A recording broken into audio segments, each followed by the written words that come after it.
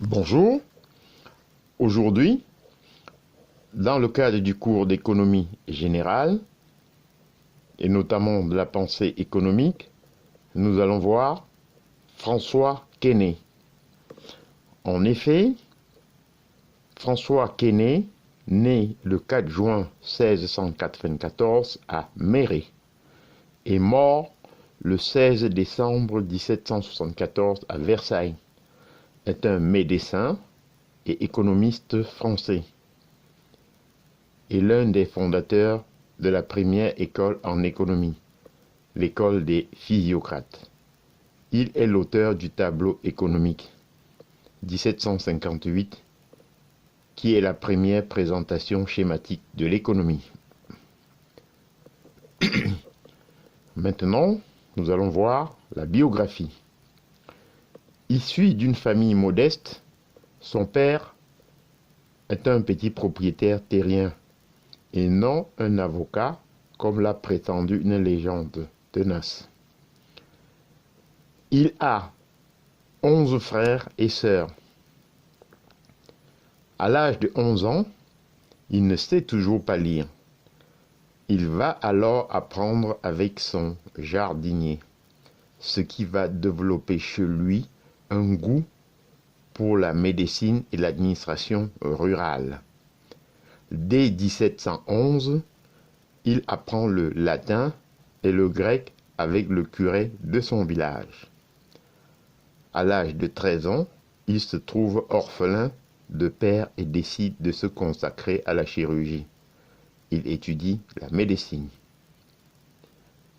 Parcours médical. Il devient en 1718 maître dans la communauté des chirurgiens de Paris.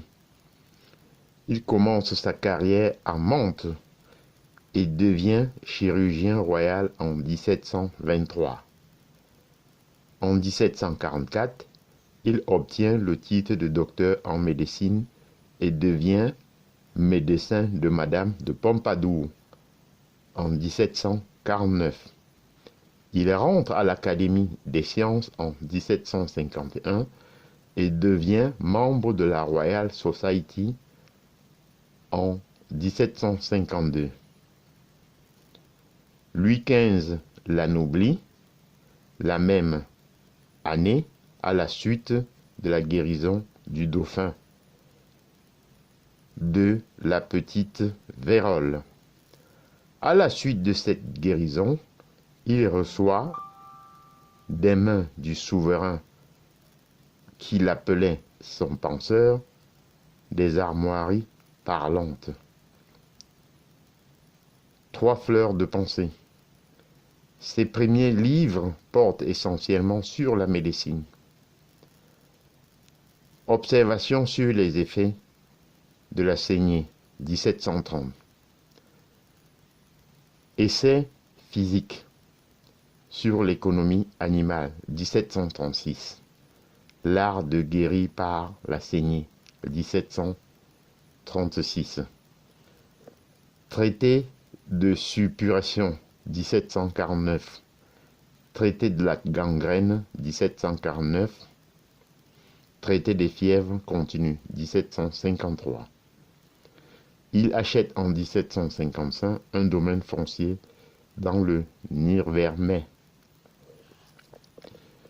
Passons maintenant au parcours économique. Jean-Georges Wilde, François Quesnay, gravé d'après Jean Chevalier.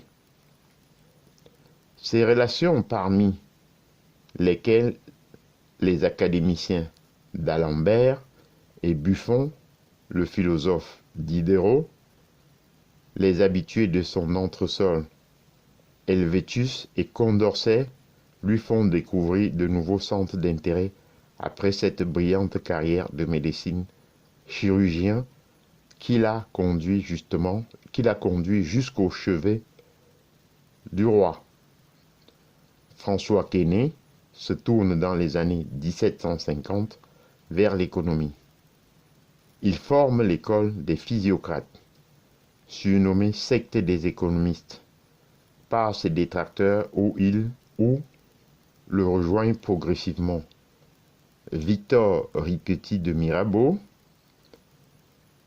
le rédacteur des éphémérides du Citoyen, l'abbé Nicolas Baudot, l'avocat Guillaume François Le Trosne, André Morellet, l'intendant Pierre-Paul Lemercier de la rivière de Saint-Médard et Pierre-Samuel Dupont de Nemours. Ses principales œuvres économiques sont des articles de l'encyclopédie Fermier 1756,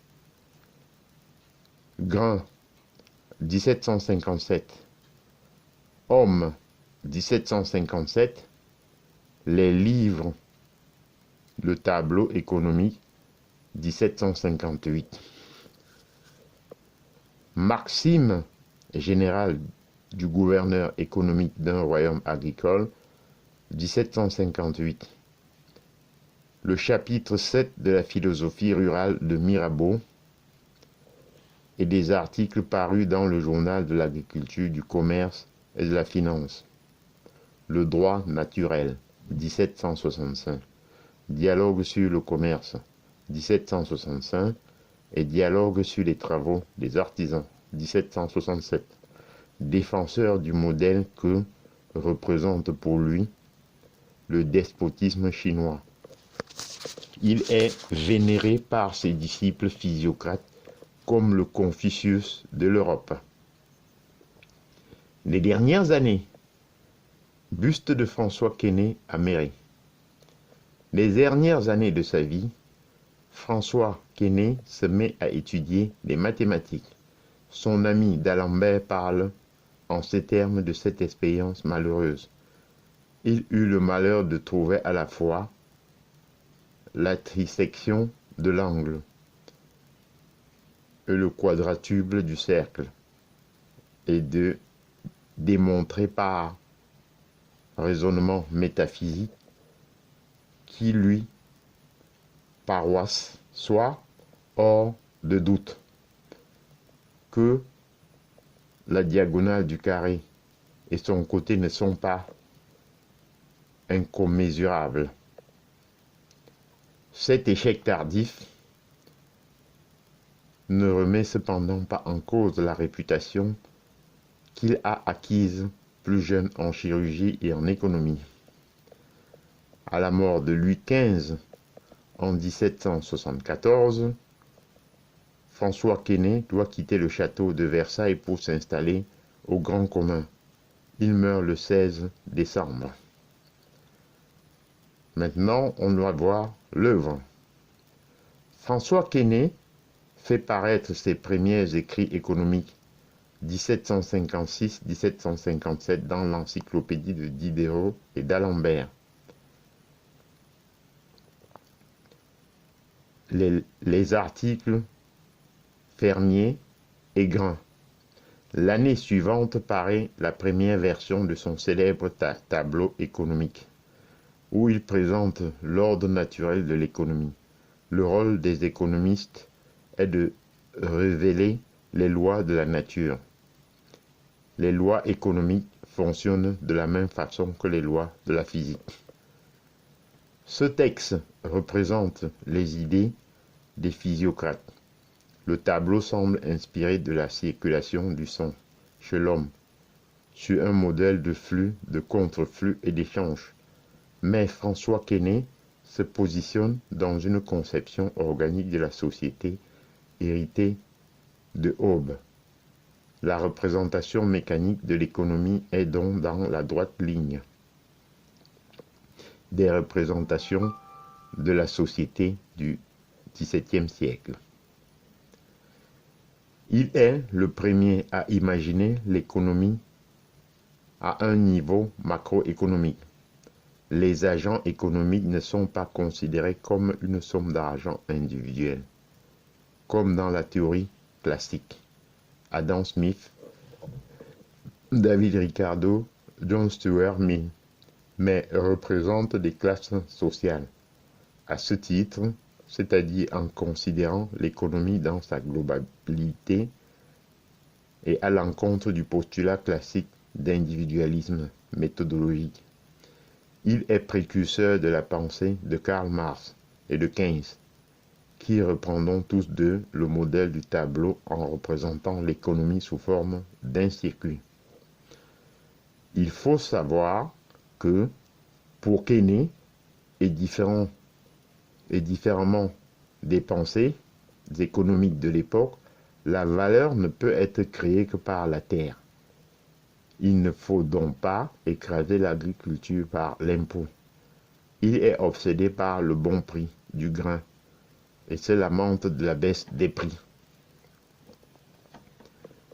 Passons maintenant au tableau économique.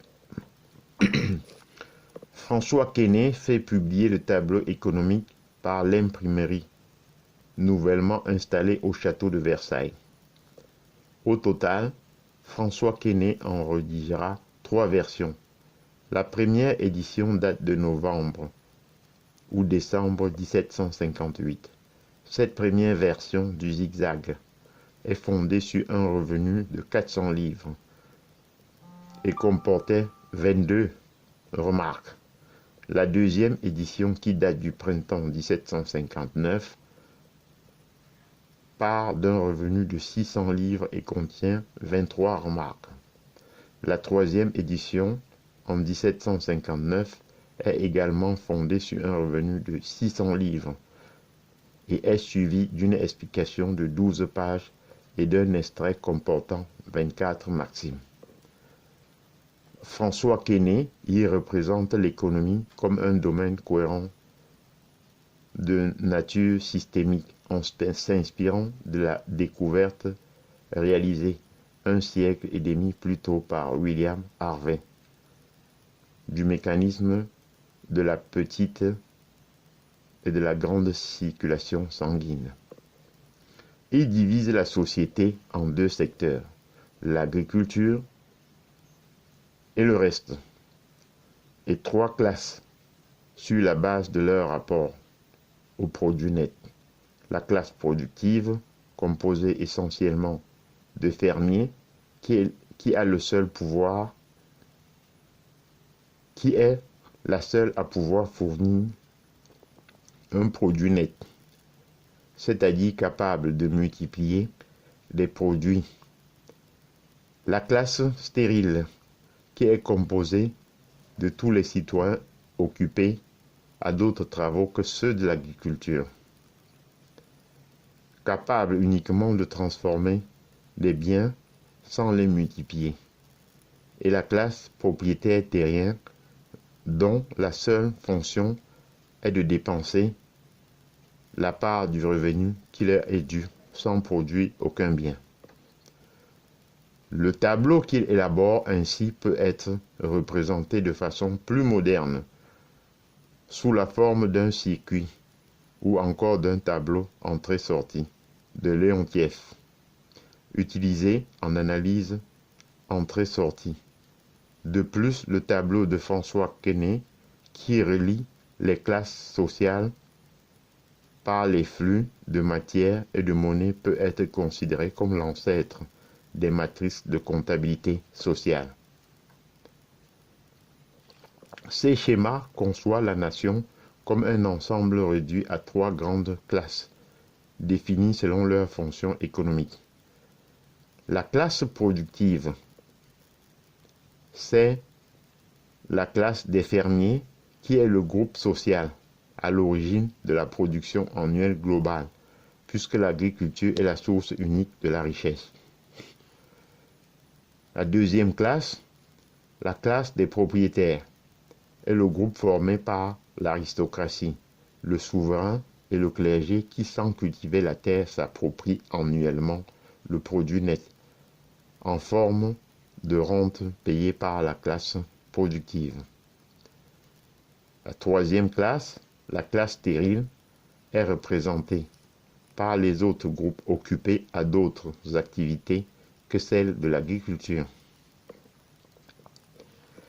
Estimée à 5 milliards de francs à l'époque, la production agricole a été repartie par Quesnay comme suit.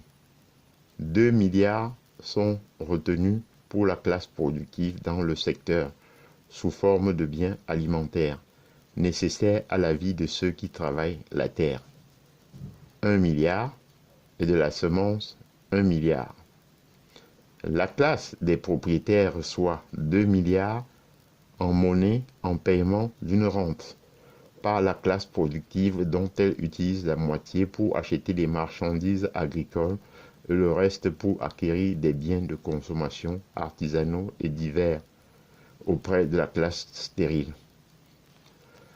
En vue de replacer le matériel et l'équipement usés, c'est-à-dire charrues, en bois, en fer, pelle, pioche, etc., c'est-à-dire des biens de production de la classe productive, achète pour 1 milliard des biens de production. La classe stérile achète à la classe productive des matières premières agricoles pour un montant d'1 milliard. L'analyse de François Quesnay fait ainsi ressortir pour la première fois des notions d'indépendance des activités économiques, celles de processus de reproduction et d'équilibre qui seront reprises et développées ultérieurement par d'autres économistes, après les physiocrates comme Marx, Walras et Leontiev notamment. Le tableau économique décrit un état rêvé de l'économie. Sur cette base, d'année en année, l'économie se reproduit telle qu'elle. Il n'y a plus de croissance. François Quesnay considère cette situation comme le meilleur état possible pour la France. Passons maintenant à la postérité de son œuvre. Le principal apport de François Quesnay est de consolider les bases de cette nouvelle discipline, l'économie. Avec François Quesnay, la réflexion économique s'autonomise, notamment vis-à-vis de la théologie et de la politique, et se différencie notamment dans le cadre de sa méthode vis-à-vis des travaux antérieurs de l'époque médiévale, par exemple Thomas d'Aquin ou mercantiliste. Les idées et travaux de François Quesnay seront repris par de nombreux économistes. La notion d'interdépendance des activités économiques sera reprise par les travaux de Léon Walras ou ceux de Keynes dans la théorie générale. Le tableau économique de Quesnay peut aussi être considéré comme le précurseur du tableau entrée-sortie, tableau input-output de Leontiev. Les classes stériles et productives peuvent en effet être assimilées au secteur 1 et 2 d'une économie avec par exemple l'agriculture et l'industrie.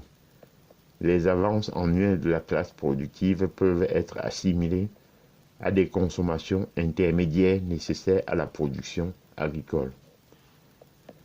Dans l'ouvrage La richesse révolutionnaire, les auteurs Alvin et Heidi Toffler consacrent le chapitre Le facteur Quesnay au changement de paradigme économique dans la civilisation, critiquant la science économique conventionnelle en avançant l'idée que François Quesnay a pu se montrer incapable de penser le passage de la société agraire à la société industrielle. De la même façon que d'autres économistes contemporains aveuglés ne peuvent mesurer le passage d'une société industrielle à une société de connaissance. J'en ai terminé et je vous en remercie.